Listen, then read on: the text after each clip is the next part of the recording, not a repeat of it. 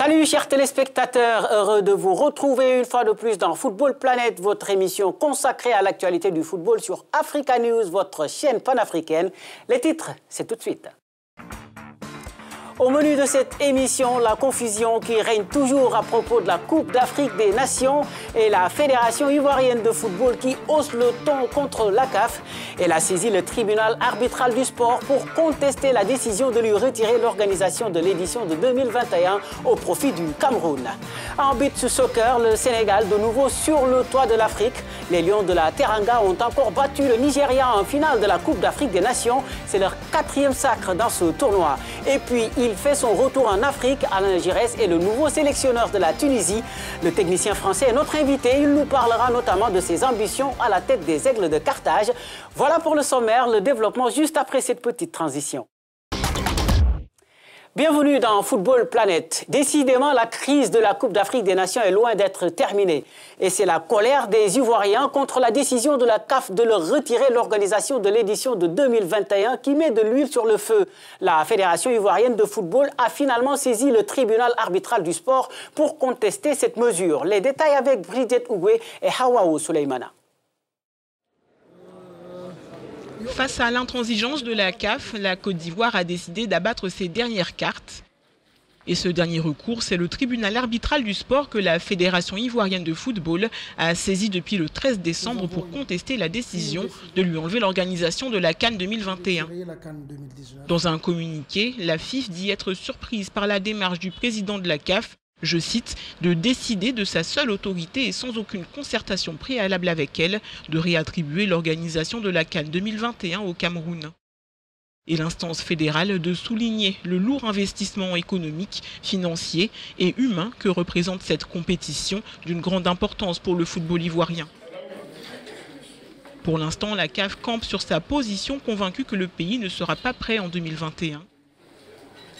Ce que réfutent les autorités ivoiriennes, qui se sont donc lancées dans une bataille qui écorne quelque peu l'image de la CAF et dont le Cameroun reste sans doute le seul gagnant. Une histoire qui est donc loin de connaître son épilogue. Pendant ce temps, on s'active pour l'organisation de la prochaine édition qui, je le rappelle, a été retirée au Cameroun. Et elle se jouera soit en Afrique du Sud ou en Égypte, seul candidat pour abriter le tournoi en juin prochain. Le nom du gagnant sera dévoilé le 9 janvier prochain à Dakar en marge de la cérémonie des CAF Awards. L'un des moments forts de ce rendez-vous reste l'attribution du Ballon d'Or africain dont la liste des finalistes a été dévoilée vendredi. Et une fois de plus, l'Égyptien Mohamed Salah fait figure de favori devant son coéquipier de Liverpool, le Sénégalais Sadio Mané. Seront récompensés également les meilleurs entraîneurs, la meilleure joueuse ou encore les meilleures équipes de l'année. Verdict le 8 janvier.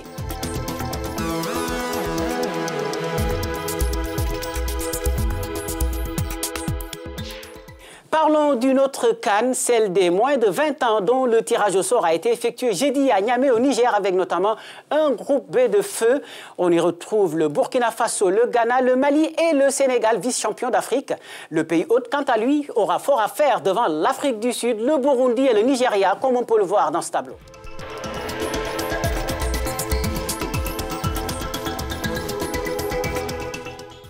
Je rappelle que cette CAN junior est prévue du 2 au 17 février prochain. Je vous le disais en titre, Alain Giresse est le nouvel entraîneur de l'équipe nationale de la Tunisie. Le technicien français a paraphé un contrat de 18 mois renouvelable pour marquer son retour sur le continent, lui qui a déjà dirigé le Gabon, le Sénégal et le Mali. Il est d'ailleurs en ligne avec nous. Merci coach de nous accorder cet entretien. Tout d'abord, qu'est-ce qui a motivé votre choix pour la Tunisie ?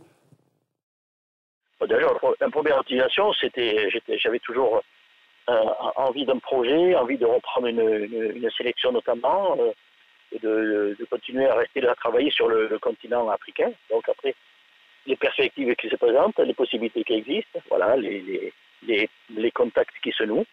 Et donc ça s'est concrétisé avec la Tunisie. Alors dites-nous, votre travail va-t-il s'inscrire dans la continuité de celui de votre prédécesseur ou non ? Non. Chaque entraîneur vient avec ses philosophies, ses principes. Oui, bien sûr. Après, il faut prendre en compte l'équipe, dans quelles conditions on la prend. Comme je disais, j'ai eu par le passé des équipes à construire et reconstruire. Là, en l'occurrence, c'est une équipe qui a déjà ses bases, qui a déjà son ossature. Donc voilà, il va falloir prendre ça en compte. Et puis amener, compléter par toute la façon dont je pourrais la faire évoluer, la faire progresser. Mais à votre avis, qu'est-ce qui manque à cette équipe, justement? Ça, pour le moment, je vais me pencher là-dessus. Je pense que c'est toujours pareil. On est dans le réalisme sur de la rigueur défensive et de l'efficacité offensive. Voilà. Donc, arriver à bien trouver ce compromis qui permette justement d'atteindre se donner les derniers éléments qui permettent justement de pouvoir franchir ce palier. Vous avez signé un contrat de 18 mois, je le disais tout à l'heure. Alors, quels en sont les objectifs? Les objectifs, c'est la CAN, avec comme objectif de franchir enfin le palier des quarts de finale, un niveau de compétition que la Tunisie, pour le moment, n'arrive pas encore à pouvoir atteindre depuis 2004. Donc voilà, c'est une perspective qu'on se donne de pouvoir réaliser à cette CAN.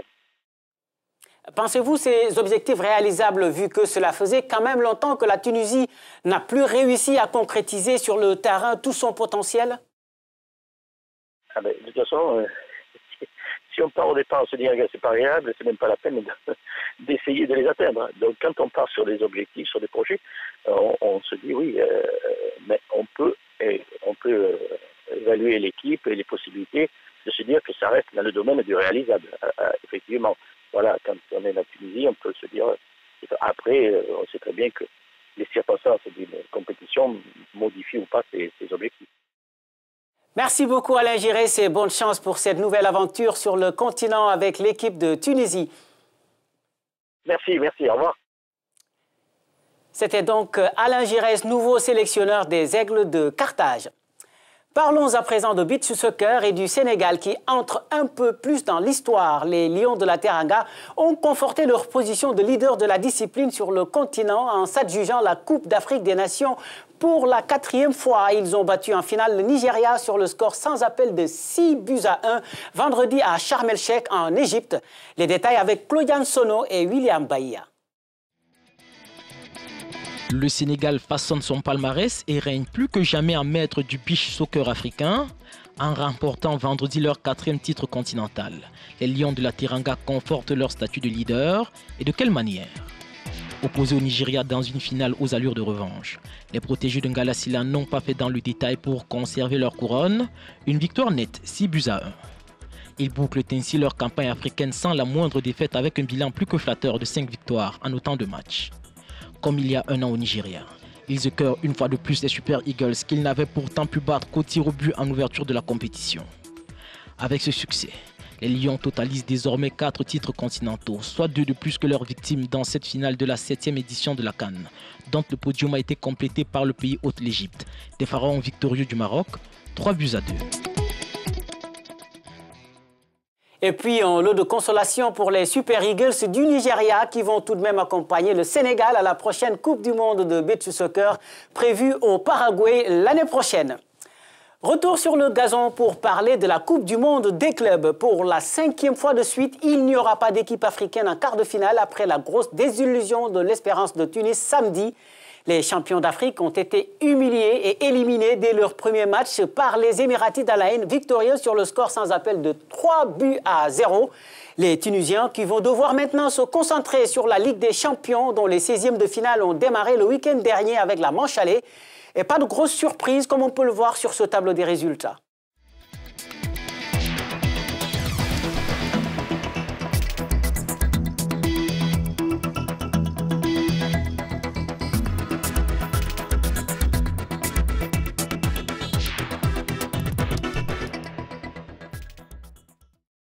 Suivons maintenant ce qui s'est passé dans l'autre compétition continentale des clubs, la Coupe de la CAF, dont les 16e de finale aller ont également été disputées pendant le week-end.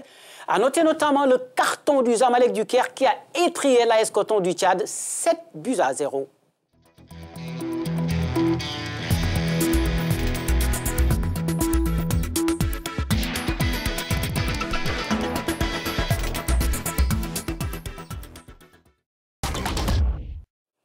Les matchs retour de ces 16e de finale de la Ligue des Champions et de la Coupe de la CAF se jouent en fin de semaine.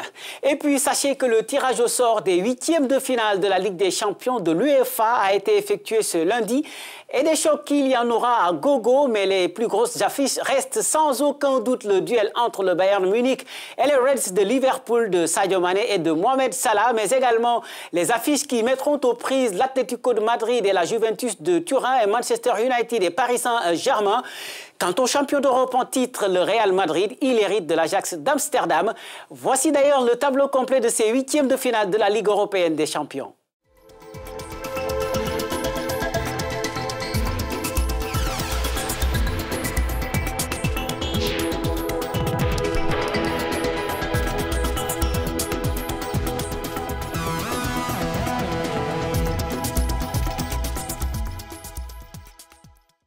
Les 8e de finale de cette Ligue des champions de l'UEFA démarrent le 12 février prochain. Et c'est la fin de cette émission que vous pouvez retrouver sur notre site web www.africanews.com. Mais continuons à discuter foot aux adresses qui s'affichent en ce moment au bas de votre écran. Excellente semaine à vous et à lundi prochain. Au revoir.